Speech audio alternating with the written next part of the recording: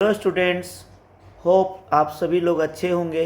तो जैसा कि मैंने आप सभी से वादा किया था कि मैं बहुत ही जल्द आप लोगों के सब सामने बहुत ही एक अच्छा फार्मूला का डेरिवेशन लाऊंगा, जिसे आप क्लास 10 क्लास 9 दोनों में यूज कर सकते हैं। लेकिन बेसिकली ये क्लास 10 का फार्मूला है क्वाड्रेटिक फार्मूला। तो सबसे पहले मैं ये बताना चाहूँगा कि क्वाड्रेटिक फार्मूला हमें कहाँ यूज करना होता है। हमें क्वाड्रेटिक फार्मूला हम यूज करते हैं किसी भी क्वाड्रेटिक इक्वेशन के का रूट्स निकालने के लिए। Roots of the quadratic equation के निकालने के लिए हम क्वाड्रेटिक फार्मूला और श्रीधराचार्य फार्मूला का यूज करते हैं। क्वाड्रेटिक फार्मूला का दूसरा नाम है श्रीधराचार्य फार्मूला। तो चलो बच्चों, मैं एक जनरल क्वाड्रेटिक इक्वेशन लेता हूँ।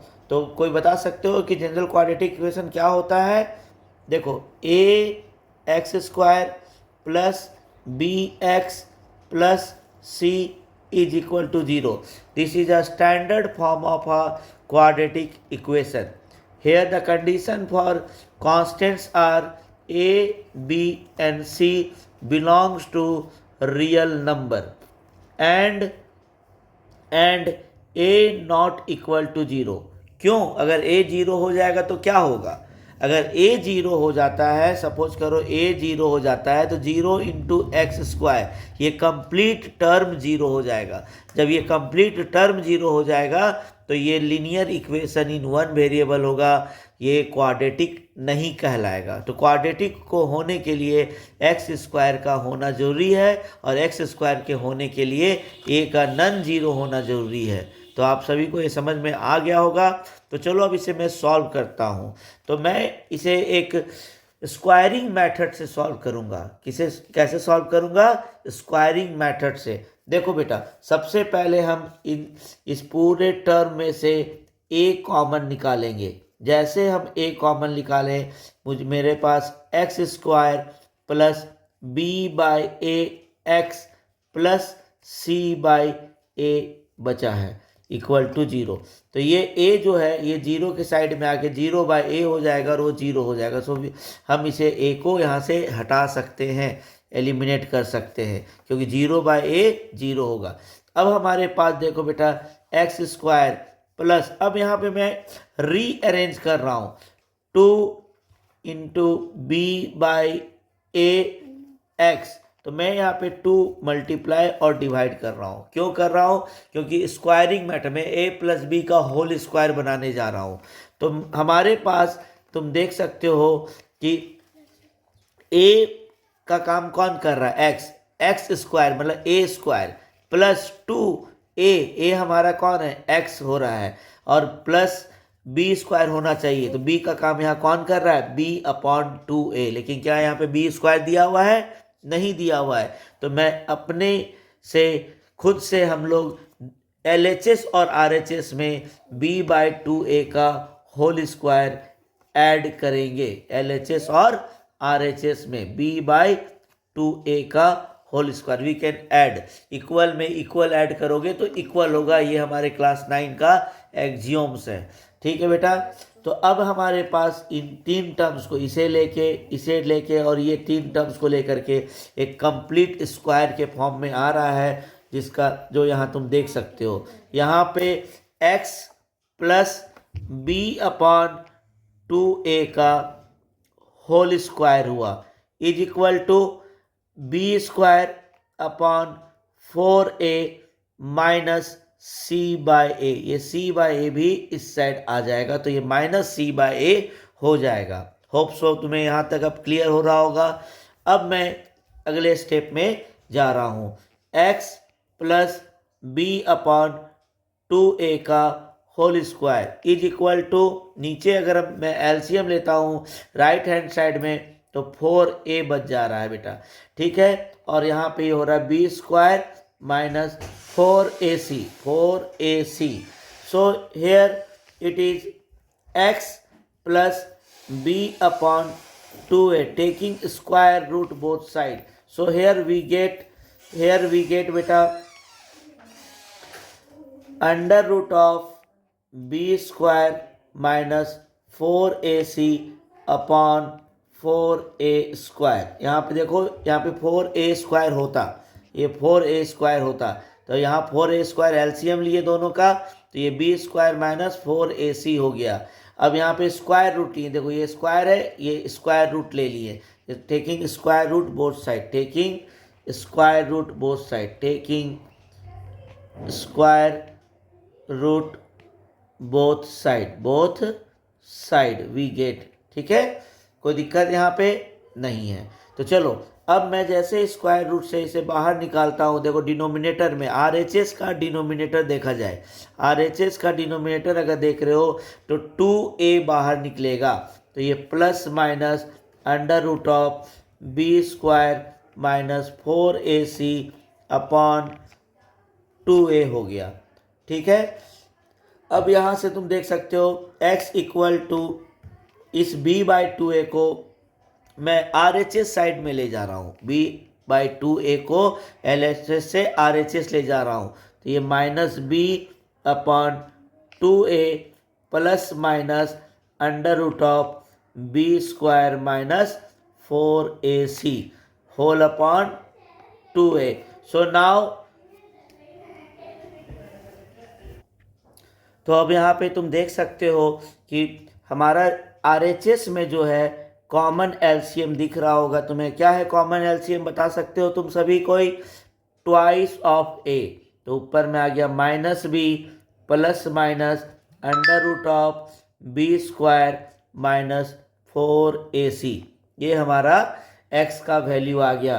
तो बच्चों यही है हमारा क्वाड्रेटिक इक्वेशन और श्रीधाचार्य फॉर्मूला। ठीक है, जिसमें तुम्हें x का दो वैल्यू मिल रहा है, x is equal to minus b plus under root of b² minus 4ac whole upon 2a, x1 का वैल्यू, एक x1, और दूसरा x2 is equal to minus b minus under root of b² minus 4ac whole upon twice a। अब यहाँ पे देखो बेटा, मैं थोड़ा सा इसे एक्सटेंड करने जा रहा हूँ नेचर ऑफ रूट्स के बारे में। नेचर ऑफ रूट्स मतलब x1 एंड x2 का नेचर किस फैक्टर पे डिपेंड करेगा। तो देख सकते हो x का जो वैल्यू है बेटा, x का जो वैल्यू है, मेरे कर्सर को देखो, minus b plus minus under root of b² minus 4ac। तो अंडर रूट का जो वैल्यू होता है वो रियल कब होता है, रूट के अंदर का जो पूरा ओवरऑल जो वैल्यू होगा, ये पार्ट रियल कब होगा, मैं आप सभी से जानना चाहूँगा। अगर नहीं पता है तो सुन लो, इसका रूट का जो वैल्यू है रियल तभी होगा जब रूट के अंदर का जो overall value b² minus 4ac वो या तो 0 हो या ग्रेटर देन 0 हो। इसका मतलब यहाँ पे if b² minus 4ac is equal to 0, तो क्या हो जाएगा बेटा, अगर b² minus 4ac equal to 0 हो जाएगा तो रूट के अंदर 0, तो 0 का रूट 0 होता है, तो x का जो वैल्यू है वो सिर्फ और सिर्फ सिंगल रूट होगा, single root b minus b upon 2a। तो यहाँ क्या लिखेंगे, सिंगल रूट, और ये सभी रियल एंड सिंगल रूट, लेकिन if b² minus 4ac greater than 0 हो जाए, तो रूट के अंदर ग्रेटर देन का वैल्यू 0 का वैल्यू होने से ये एक रियल नंबर देगा। क्या देगा बेटा, रियल नंबर। तो वो x1 और x2 दो अलग अलग होगा, जो ऊपर में तुम यहाँ पे देख सकते हो, ये x1 और x2। तो we get two real and distinct मतलब अलग अलग वैल्यूज ऑफ x, जो कि ऊपर में x1 और x2 तुम्हारे पास यहाँ दिख रहा होगा। देखो x1 और x2, minus b plus under root of b² minus 4ac upon 2a, x2 minus b minus under root of b² minus 4ac upon 2a। ठीक है बेटा, ये हमारा रियल एंड सिंगल रूट और इक्वल रूट भी बोल सकते हैं। यहाँ पे देखो इस साइड को देखो, इक्वल रूट भी बोलते हैं इसे हम। ठीक है, अब if B square minus 4ac is less than 0। मैं रूट के अंदर अगर निगेटिव हो जाएगा तो नो रियल रूट हो जाएगा, क्योंकि अंडर रूट के अंदर में निगेटिव होने का मतलब ये इमेजनरी नंबर होता है। क्या होता है? इमेजनरी नंबर हो गया, जो कॉम्प्लेक्स नंबर कहते हैं। क्या कहते हैं इसको? कॉम्प्लेक्स नंबर, जो क्लास 11 का पार्ट है। तो इस तरह से अगर बी स्क्वायर माइनस 4ac हमारे रूट्स को डिस्टिंग्विश कर रहा है, इसलिए हम बी स्क्वायर माइनस 4ac को एक न्यू नेम देते हैं, discriminant d equal to B square minus 4ac। ये डिस्क्रिमिनांट है, डिस्क्रिमिनांट मतलब ये रूट को डिस्टिंग्विश करता है। अगर B square minus 4ac greater than 0 मतलब d ग्रेटर देन 0 है, तो we get two real and distinct value of x और roots. Okay, if B square minus 4ac equal to 0 मतलब d इक्वल टू 0, मतलब ये पार्ट पहला वाला case, x equal to minus B by 2a हो जाएगा, क्योंकि रूट के अंदर 0 का मतलब overall 0 minus B by 2a value बचेगा, तो रियल एंड सिंगल रूट मतलब इक्वल रूट्स का केस हो जाएगा। अगर बी स्क्वायर माइनस 4ac मतलब d लेस देन 0 हो जाए, या लेस देन 0 हो जाइए, तो ये क्या हो जाएगा? No real root, it is an imaginary root, जो हमारे 11 का पार्ट है। तो होप सो बच्चों तुम्हें ये ज़रूर समझ में आया होगा। एक बार ज़रूर से इस वीडियो को देखो और मेरे चैनल को ज़रूर से ज़रूर सब्सक्राइब करो, मेरे वीडियो को लाइक करके मुझे सपोर्ट करो, ताकि मैं ज़्यादा से ज़्यादा और अच्छे से अच्छा कंटेंट तुम्हारे लिए बना सकूं, तुमको हेल्प कर सकूं। मेरा एक ही मकसद है कि सिर्फ और सिर्फ तुम सभी बच्चों का हेल्प करना, अच्छे से अच्छा मार्क्स तुम लोग ला सको, यही मेरा सबसे बड़ा एम है। So thank you so much.